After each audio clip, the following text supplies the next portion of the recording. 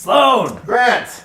Today we have a very special guest with us, Jessica Borusky, the director of Living Arts. Welcome, Jessica. Thank you for having me. Yeah. YDU.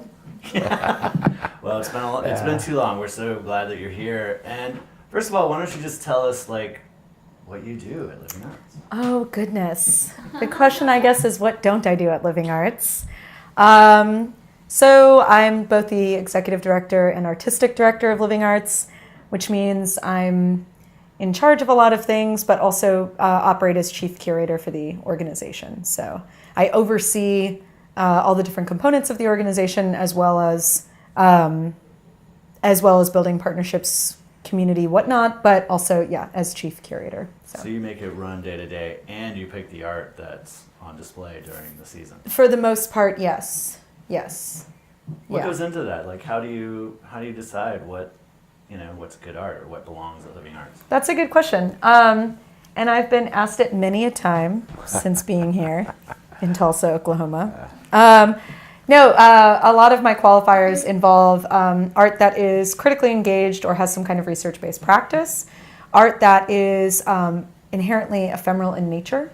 So the way that I describe this is, if you were to come into Living Arts and even if you were to see a painting, that painting might actually be representative of an artist or collective's larger project that they're working on. So the work that you might see in the gallery is not the end-all be-all or a static-based object, but rather part of a larger world or dialogue that the artist is hoping to achieve with their practice. And often curating artists that have some kind of connection to sociocultural inquiry, socioeconomic inquiry, artists that are minoritarian in how they identify, kind of bringing them into the fold in order to show their work as well. So it has a bit to do with how artists are identifying as cultural producers, and then the work that they're putting forth and doing. And you had said this in a meeting recently. Grant's on my board, full disclosure. So does that mean I'm forced to be No, we're here just going to cut because that he's my out. boss? There'll be greater consequences if you don't come. But one of the things that you brought up in a meeting recently, Grant, was also striving for cultural producers that are looking at kind of aesthetic, conceptual scholarship in their practice. So that's kind of how I'm thinking about curating with the work that I bring in. But of course, we also have all these community aspects to the organization by way of our locally spearheaded committees, new music and spoken word, as well as kind of how we bring the community in for our fundraisers as well. So, Wow, great. yeah, there's a lot. A lot going on. Yeah, a lot of tentacles. You're also an artist in your own right. So, as far as I know, I don't think you have performed at Living Arts. No, and I won't. Okay. I'm very strict about, everyone has different ethics of curatorial practice. I am strict that if you are operating as a curator or organizer, that is not a time for you to show your work. Your work ought to stand up for others to curate you. Mm-hmm. I find that to be very self-serving. And I've also had other interviews where I talk about this openly because I've been an independent curator and curating in all kinds of ways and shapes and forms for about 10 years now. Now, when I was part of my first art collective, RTRI, what we did as an art collective was that we worked together in order to show the work together, right? And so we were kind of curating and working ourselves, but that's very different than my position at Living Arts, which is I need to make sure that I'm ensuring the longevity of my own practice by showing work that is attuned to those concepts with the more or less with the authority that I have at the organization. But with that authority, I don't mean to undermine it by showing my own work in that institution. So by keeping your practice and your artistic practice and your curatorial practice separate, you preserve the integrity of both of them. Yeah, yes, exactly. And everyone's different, but I am pretty forthright in that. Yeah. Okay, so talk about your artistic practice. What kind of artist are you? I have a research-based practice that often materializes through performative means, often through durational work, either live or for video, depending on the what I want to achieve from the context. So video is a whole bag of worms because the way that I look into the camera, I could look back at myself and then look toward a viewer that is a futural viewer or a dead viewer. She knows what she's doing. By way of looking right into the camera. Or I can be looking at all of you or none of you, or simultaneously operating in that way. So there's very different functions for both the recorded and the live. So if YDU ever does something live, right, that's going to be something really different. Yeah. It will have different objectives. Right. It will have different ways of thinking about what was success and what wasn't. And so similarly, there are works that I will do but I do it in one take, performance for video, which has its own practice. Bruce Nauman is a great example of someone that really took that to heart by, when video first came out, would do a work for the length of the video time, right? And then I often do I work with the remnants or the aftermath of my performances. So I work with transforming objects. So there's these objects that I work with, and in the context of the performance, those objects are transformed. The materials transformed through the act of performance that I then work with those objects either through sculptural means, or right now I'm creating a series of two-dimensional pieces that respond to the 24-hour piece I did, I guess it would have been 6 weeks ago, and then a 6-hour piece I did just a few weeks ago, both of which were curated by folks in Kansas City, surprisingly enough, because when I was in Kansas City, I rarely showed my own work there. It's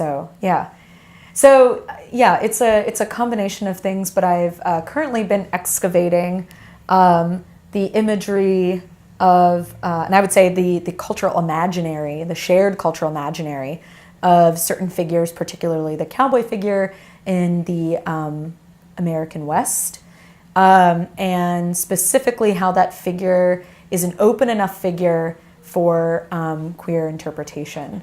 And certainly this has been the case with a lot of queer male-bodied people, kind of taking on or kind of re-owning that figure. But for me, it allows me to explore and open up my both genderqueer identity, but also ways in which I myself as a queer person can find solace in how queer people were also moving to the West in order to develop new lives. So, I'm not from anywhere from here. So I too acknowledge that for better and for worse, I've moved out to the West for opportunities, right? Yeah. And, but in my performance practice, I also question how my following those paths are also deeply racist, misogynist, and they still are following a singular narrative of what the West means, discoverable, right? Things like this. So I'm very... There's also a colonial element, right? Yes.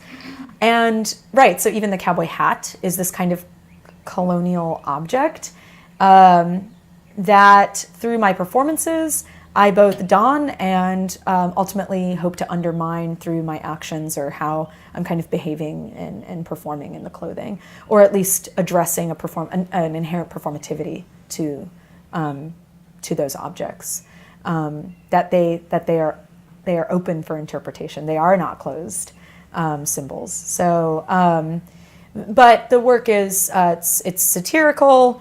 It's very funny. But it also is addressing a lot of problematics that I don't have direct answers to. All I can do is keep asking, because if I stop asking, then I really am part of the problem, right? If I'm not opening that up for inquiry. So, so that's kind of what my own practice is. So Jessica, it seems I've seen you in maybe a movie or something in the past. Were you ever an actress in a film? Actress and film really ought to be put in quotes there, Sloan. Yes, I am. I think I was around 22 where I created a bucket list. I have an MFA. I am in charge of a nonprofit arts organization. I'm a Pilates instructor, and yes, I am a Troma film star. A park ranger is on the edge. His park has no visitors. His secretary has no clue. The IRS is on the verge of shutting him down for good. They're shutting down the park, and this time it's for good. Now, one man must put aside everything he believes in. There is definitely no God. And team up with a surprise visitor. Good morning.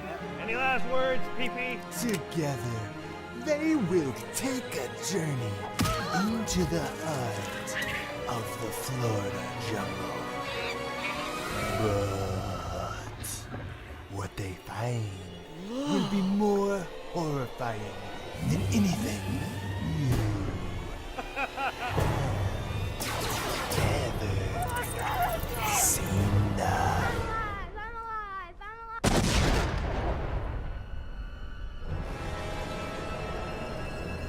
It's coming! That's right. It is coming.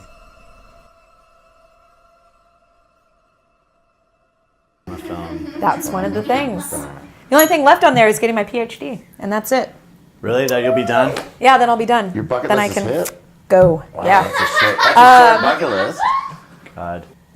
Slimed was a project, a film project that good friends of mine at RISD did that I was a part of as the character Sally, about the end of the world / the end of Florida, which might be actually coming up soon. Yeah, Florida now. might go before everything else does. to Well, be I think that honest. was part of the ending. Remember, Florida just. Yeah, that goes. Sorry. Oh, Spoiler. Spoiler alert.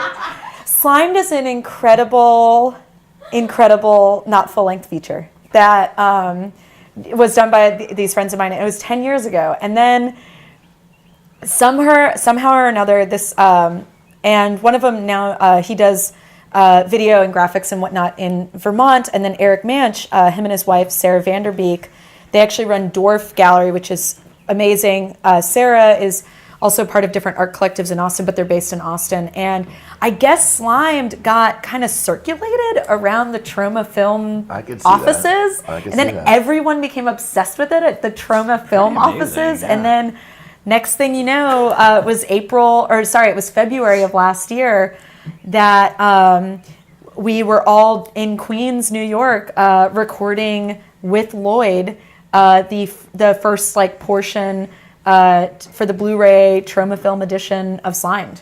So and it also is premiered on the Troma Film Comic-Con circuit and whatnot, where it's got its own booth and everything, because it's very in line with the Troma mission. Yeah. Which I believe is the most independent of the independent films, right? Yeah.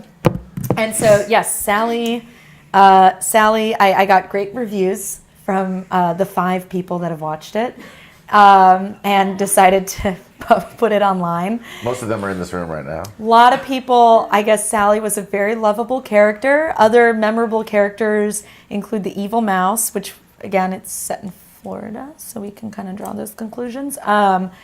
As well as the children, the children Yes. that are trying to kill them, right? Yeah, the evil but children. a lot of very lovable characters. The magic cat, the cat in the bed with the hat. So weird. I actually think about It's a that weird, cat fun often. film. No, it's a weird, fun film. I enjoyed watching it, actually. That was a lot of fun. Yeah, and right before, because I don't know if with it being a Troma film, I don't know, but for the longest time you could purchase the film or just watch the whole thing online for free. But I actually think now with Troma there's some kind of, or maybe it's just the trailer or whatnot. But yeah, when we were shooting the intro for the disc and everything, we had this whole lineup of how we were all going to die, because we all were. We had champagne and bubbly that was given to us by the company Colino, and so it was this green champagne. And then we all have this horrible death, which was amazing and super fun because they were using the old Hitchcock side angle ways to do that. And I explained to them how I was going to die, and they didn't believe it. They were like, there's no way you can pull this off in one take. And I totally did, so I won't spoil it. It's a really great death. But then everyone was like clapping, and I said, that's what you get when you get an MFA. You learn how to fake die for the trauma opener of Slimed. $60,000 education later. It's around $200,000, but yeah. Well, Jessica, thank you so much for being on YDU. Thank you for having me. Thank you, Jessica. Oh, yep. Yeah, cheers. Let's hear it for Cheers to Jessica Borusky. Living Arts, y'all. Thank you guys for having me. Sasha. You drunken uncle, you drunken uncle.